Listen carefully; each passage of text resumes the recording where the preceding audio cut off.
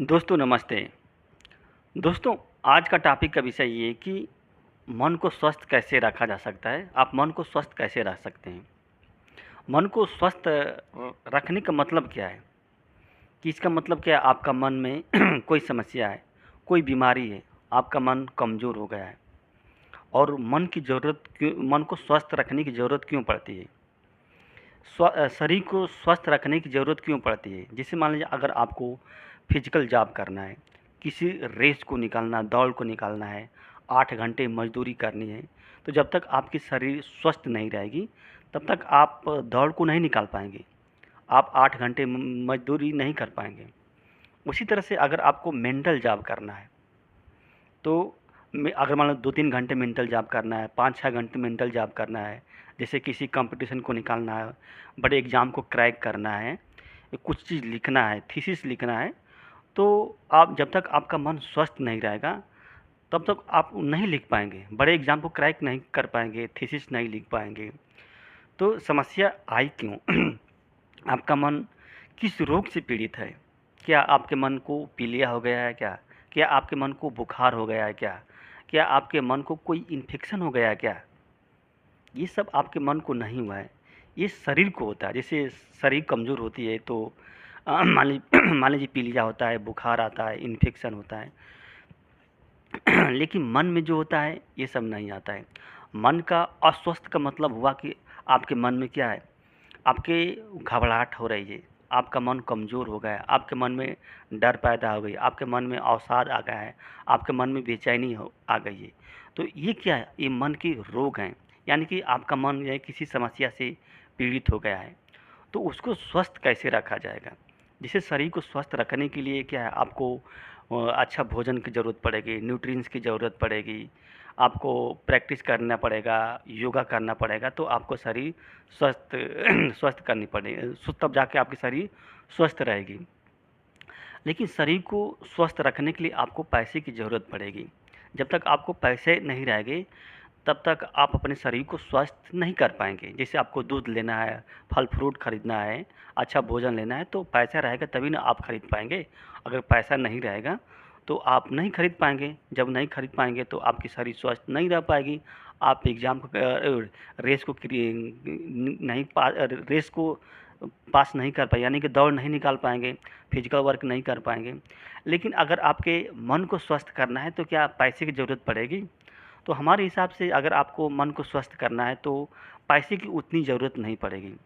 और मन को स्वस्थ करने का मतलब क्या है कि आपके मन में, मतलब आपके मन, अपने मन को ऐसे ढंग से बनाना है कि आपका मन क्या तो कभी विचलित ना हो पाए।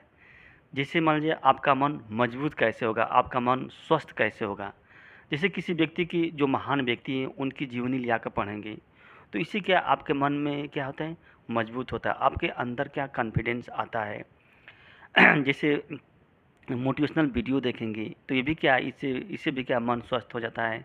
किसी से घृणा नहीं करेंगे, किसी के प्रति ईर्ष्या भाव नहीं रखेंगे, तो इससे भी क्या आपका मन में मजबूत हो जाता है। यानी कहने का मतलब ये है कि मन में ऐसी कोई घटना, अगर कोई घटना घटती है तो मन आपका विचलित ना हो पाए।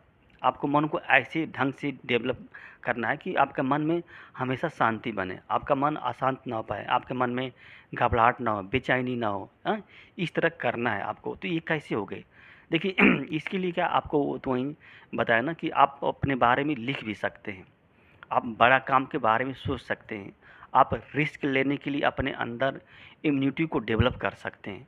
तो इससे क्या है, आपका मन जो होता है मजबूत हो जाता है। तो देखिए, मन को मजबूत करने के बहुत साधन हैं। जैसे शरीर को मजबूत करने के लिए साधन है, उसी तरह से मन को मजबूत करने के साधन है। इसका साधन का मतलब क्या है?